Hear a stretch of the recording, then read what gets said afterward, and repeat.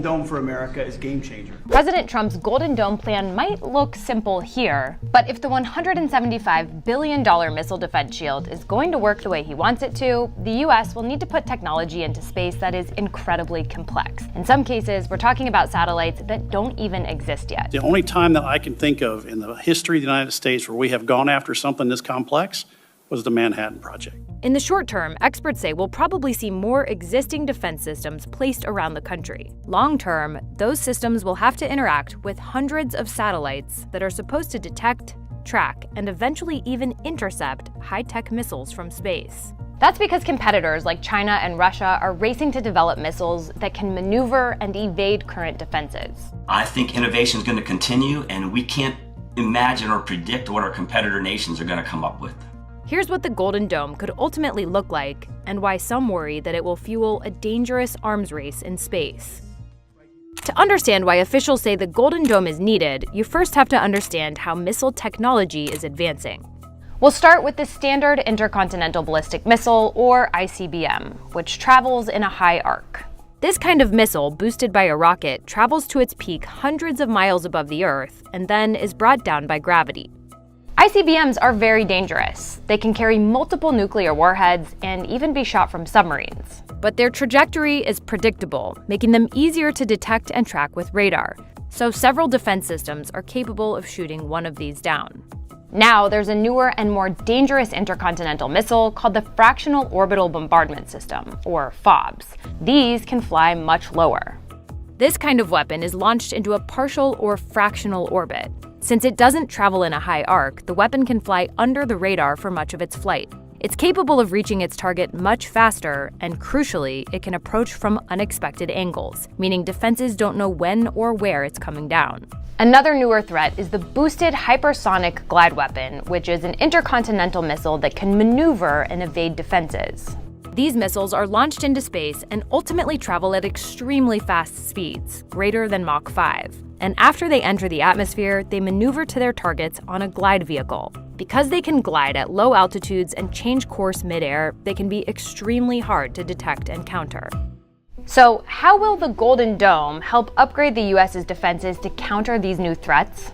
The US already has a network of satellites that scans for infrared signatures, so they can detect when and where missiles launch. But those satellites can't determine the type of missiles being fired. The maneuverability, the gliding, the outmaneuvering of our defenses, those are all the challenges that we're trying to address. So we need a sensor layer that can keep track and custody of all of these objects as they are maneuvering. A sensor layer, which the Pentagon has already been developing, is a network of tracking satellites that President Trump wants to expedite. By launching hundreds and eventually even thousands of sensors into orbit, the US says it will be able to detect and, importantly, track missiles as they maneuver and change course. Officials say the system will be able to calculate where a missile is heading so that defense systems can intercept it.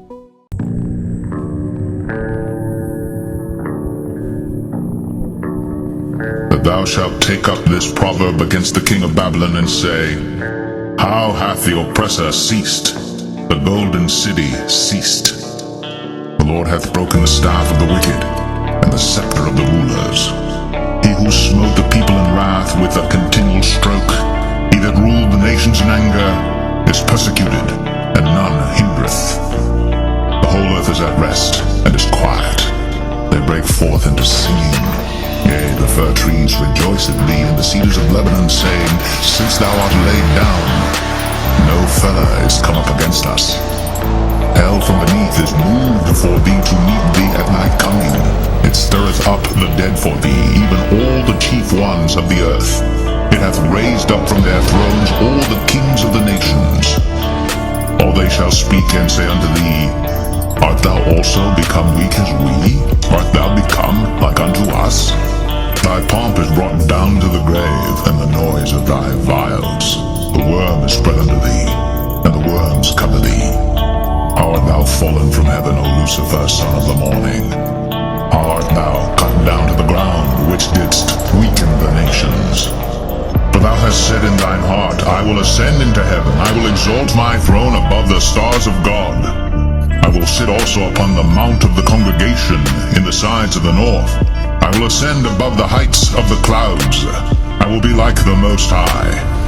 Yet thou shalt be brought down to hell, to the sides of the pit. They that see thee shall narrowly look upon thee, and consider thee, saying, Is this the man that made the earth to tremble, that did shake kingdoms? That made the world as a wilderness and destroyed the cities thereof, that opened not the house of his prisoners? All the kings of the nations, even all of them, lie in glory, every one in his own house. But thou art cast out of thy grave like an abominable branch, and as the raiment of those that are slain, thrust through with a sword that go down to the stones of the pit, as a carcass trodden under feet. Thou shalt not be joined with them in burial, because thou hast destroyed thy land, and slain thy people. The seed of evildoers shall never be renowned. Prepare slaughter for his children for the iniquity of their fathers, that they do not rise, nor possess the land, nor fill the face of the world with cities. For I will rise up against them, saith the Lord of hosts, and cut off from Babylon the name and remnant and son and nephew, saith the Lord.